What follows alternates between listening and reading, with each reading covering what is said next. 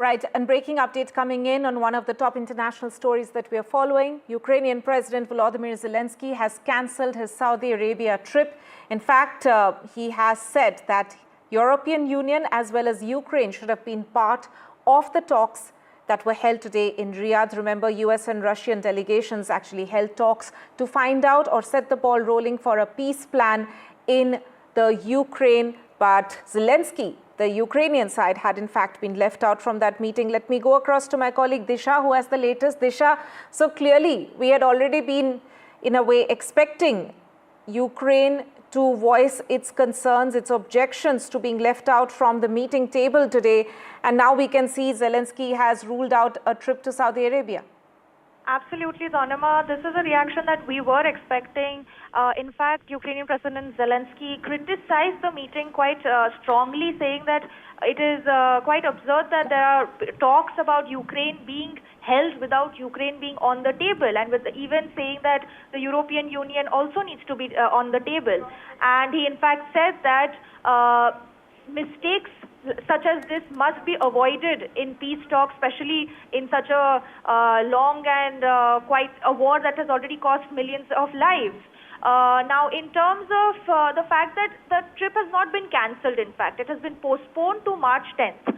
And the announcement came as Ukrainian President Zelensky was in Turkey, and it came merely hours after the meeting between Russian and US top officials ended in Riyadh, and both the US State Secretary Marco Rubio as well as Russian Foreign Minister Sergei Lavrov, in fact, made statements talking about how both sides are now going to work towards shifting from this abnormal phase of ties that US and Russia were in, and now move towards addressing some of the irritants that exist between the bilateral relationship between US and Russia, which includes restoring their presence in each other's countries, which is a mutual embassy presence, as well as appoint high-level teams to immediately begin negotiations in the peace talks to bring an end to the almost 3-year-long Russia-Ukraine war, as well as explore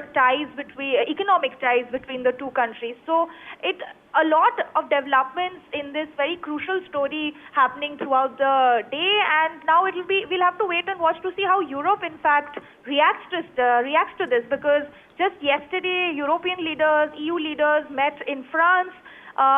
In fact, as a revolt or as a signaling that if Europe is not on the table in Saudi, we're going to hold a separate meeting, and even indicating that Europe might be open to sending troops to Ukraine. Right.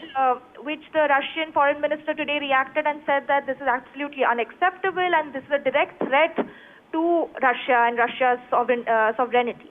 Right. In a way, Disha, this puts a lot of question marks, which there were already, but this latest move by Volodymyr Zelensky has put a lot of question marks as to whether there was any real progress made today in the US-Russia delegation level talks. Of course, it signals a thaw in US-Russia relationships, but that is of course a carryover from what we have seen of the relationship that Trump and Putin had in the first term of Trump being the US president.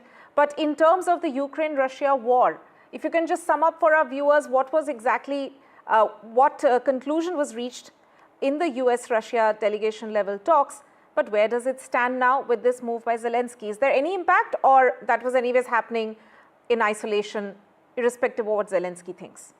This is a reaction that was expected, given the fact that Saudi Arabia just hosted a meeting on the Ukraine war without Kyiv being on the table. So this is a expected reaction, but the fact that he hasn't cancelled the meeting, the trip altogether, but instead postponed it to March 10th, shows that there are going to be eventual talks between Zelensky and Saudi Arabia, and eventually perhaps Saudi Arabia, which is now brokering this deal along with the US and trying to bring all parties to the table, could in fact, this talks between Zelensky and Saudi Arabia eventually could mean that Russia and Ukraine could eventually come to the negotiating table, because Russian President... We will be keeping an eye on this. Disha, thank you so much. Unfortunately, we are running out of time on this show, but thanks for joining us on this.